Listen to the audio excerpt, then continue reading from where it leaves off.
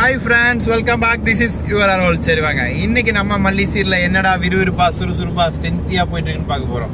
ஸ்ட்ரென்த்துன்னு சொல்லிட்டு எதுக்கு ஆம்சை காலையிலே காட்டுன்னு பார்க்குறீங்களா? ஆமாங்க, நம்ம விஜயும் அதை தான் பண்ண போகிறாரு. அவர் ஆம்சை ஏற்றிக்கிட்டு போகிறாருங்க. எதுக்குன்னு பார்த்தா செக்யூரிட்டியை துவச்சி புளிஞ்சு எடுக்கிறதுக்கு. ஏன்டா உள்ள உனக்கு சம்பளம் கொடுக்குற முதலாளி நான் மாட்டியிருக்கேன், நீ என்னடான்னா வீட்டை பூட்டுற மாதிரி ஆஃபீஸை பூட்டு போனே, ஒருத்தர் செத்தானா பொழைச்சானா சாப்பிட்டானா இல்லையா எதனா கண்டுக்கிட்டியா அப்படின்னு ஒரு வெறி கொண்ட வேங்க மாதிரி செக்யூரிட்டியை புழக போயிட்டு இருக்காரு. புலந்தாரா புலகலையா, எப்படி புழக்க போறாரு, ஏன் புழக்க போறாரு, எதனால புழக்க போறாரு அப்படின்ற விஷயத்தை வச்சு பார்க்க போறோம், பேச போறோம். வாங்க வீடியோக்குள்ள போலாம். என்ன நடக்குதுன்னா, நம்ம மல்லி எல்லாரும் மாட்டிக்கிட்டாங்க. அதுக்கப்புறம் செக்யூரிட்டி திறந்தோடனே செம்ம காலில் செக்யூரிட்டி தரத்தானு பிடிச்சி இழுத்துட்டு போறாருங்க. மல்லி ஏன்னு கேட்க, நீ அமைதியா இங்கே இரு, இவன் தான் எல்லாத்துக்கும் காரணம், நான் இவங்ககிட்ட தனியா பொழந்து துவைச்சு எடுத்துட்டு வரேன்ட்டு ஆம்சை மட்டைக்கிட்டு ஒரு ரூமுக்குள்ள கூப்பிட்டு போறாரு. உள்ள போயிட்டு, தங்கம் சேட்டு உனக்கு 500 ரூபாய் இன்க்ரிமெண்ட் அப்படின்னு சொல்றாரு. என்ன சார் என்னாச்சுன்னு கேட்க, உன்னாலதான் சாமி நைட்டு நடக்கக்கூடாதெல்லாம் நடந்துச்சு, அதனால உனக்கு 500 ரூபாய் இன்க்ரிமெண்ட் அப்படின்னு சொன்ன உடனே நம்ம செக்யூரிட்டி பார்த்து மைண்ட் வைஸ் கேட்கிறாரு, இது இன்க்ரிமெண்ட்டா இல்லை எனக்கு மாமா வேலைக்கு சம்பளமா அப்படின்னு யோசிக்கிறாரு. இப்படி ஒரு பக்கம் போயிட்டு இருக்க, ரொம்ப நாளா 2 பேரும் பிரச்சனை இருந்தோம், உன்னாலதான் இப்போ ஓரளவுக்கு பிரச்சனை தீர்ந்து ஸ்மூத்தா போயிட்டு இருக்கு. ஸோ அதுக்கு நீ ஒரு காரணம் அப்படின்றதுனால இந்த பிரச்சனை சால்வ் ஆயிடுச்சு. ஸோ இப்போ வெளியே போன உடனே நான் உன்னை அடிச்சு துவச்சு பொழந்துட்டான்ற மாதிரி பர்ஃபார்மன்ஸ் பண்ற, தலையை லைட்டை குழச்சி வச்சுக்கோ, சொக்காய் லைட்டை கசிக்க வச்சுக்கோன்னு சொல்ல, நம்ம செக்யூரிட்டி அதுக்கு ஏற்ற மாதிரி மேக்கப் எல்லாம் போட்டு ரெடியாக வராங்க.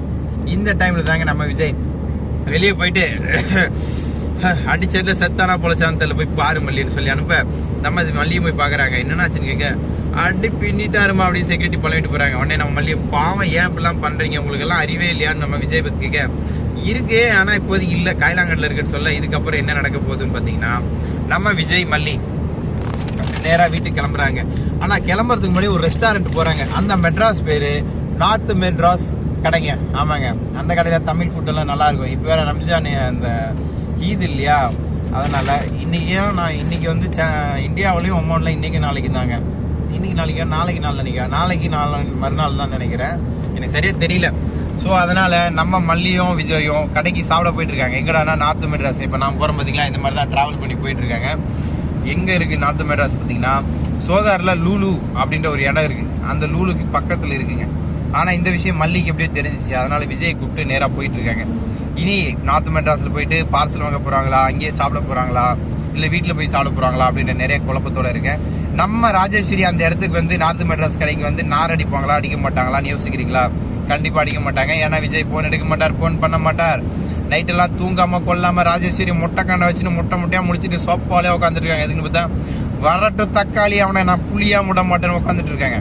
ஆனா அவங்களால ஒரு அணி பிடுங்க முடியாது. காரணம், விஜய் ஆல்ரெடி ரெஸ்டாரண்ட்ல நல்லா போய் தக்காளி சோறை கொத்தால சாப்பிட்டுட்டு வந்துட்டார். அதனால இனி ஒன்றும் பண்ண முடியாதுங்க. இப்படிதான் போயிட்டு இருக்கு. இதுக்கப்புறம் என்ன நடக்க போகுது, ஏது நடக்க போகுதுன்னா, விஜய் அமைதியா போய் தூங்க போறார். ராஜேஸ்வரி காண்டில் நீட்டெல்லாம் முடிச்சிருந்ததுக்கு இன்னும் காண்டாயி பிபி சுகர் ஆகி ஹாஸ்பிட்டலுக்கு போறாங்க. ஹாஸ்பிட்டலுக்கு போனா என்ன ஆகும், செலவாகும். செலவு யார் பண்ணுவா? ராஜேஸ்வரி பண்ணுவா. ராஜேஸ்வரி காசா பணமா, என்னங்க பிரச்சனை, பணத்துக்காக குறை, எல்லாத்தையும் அள்ளி கொடுத்துட்டே இருக்கலாம். அவ்வளவு பணம் வச்சுட்டு இருக்காங்க. எல்லாம் புருஷன் சம்பாரிச்சது. அந்த மனுஷன் பாவம் கனடாவில் கஷ்டப்பட்டு உழைச்சி சம்பாதிக்கிறான். அந்த காசை ஓசிலே கொண்டு வந்து இங்க இந்த அம்மா செலவு பண்ணி தின்னுபுட்டு தெரியுது. இதெல்லாம் எந்த வகையில நியாயம்னு எனக்கு தெரியல, என்ன பண்றதுன்னு புரியல. எனக்கும் வாழ்க்கையில் இப்படிதாங்க ஆசையா இருக்கு. எப்படின்னா, என் மொண்டாட்டி சம்பாரிச்சு கொடுக்கணும், நானும் உட்காந்து திங்கணும்னு. ஆனா நமக்கு எங்க அப்படி நடக்குது? ஆம்பளையா பிறந்தாலே உழைக்கணும், வேலை செஞ்சுட்டே இருக்கணும். கடவுளை இதை பார்க்கும்போது தான் செம்ம காண்டாவது. எங்கால வேற ஒரு பதட்டத்திலே வண்டி ஓட்டிட்டு இருக்காரு. ஏன்னு கேக்குறீங்களா? ஏன்னா நாங்க இப்ப நம்ம விஜயும் மல்லியும் நார்த் மெட்ராஸ் கடை போயிருக்காங்க அப்படின்னு விஷயத்தை கண்டுபிடிச்சிட்டோம். இப்ப நம்ம அங்கதான் போயிட்டு இருக்கோம். அந்த கடையில தான் போய் சாப்பிட போறோம். இது ப்ரொமோஷன் வீடியோ கிடையாது, எந்த கர்மமும் கிடையாதுங்க. அந்த கடையில தான் இப்ப சோறு கிடைக்கும், அதனால அந்த கடைக்கு போயிட்டு இருக்கோம்.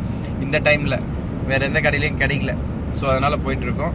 ஸோ உங்களுக்கு என்னோட வீடியோ பிடிச்சிருந்தா மறக்காம சப்ஸ்கிரைப், லைக், ஷேர் பண்ணுங்க. Thank you so much. Tata, see you, bye bye. இன்னொரு முக்கியமான விஷயங்க, ஹாப்பி ஈத் முபாரக்.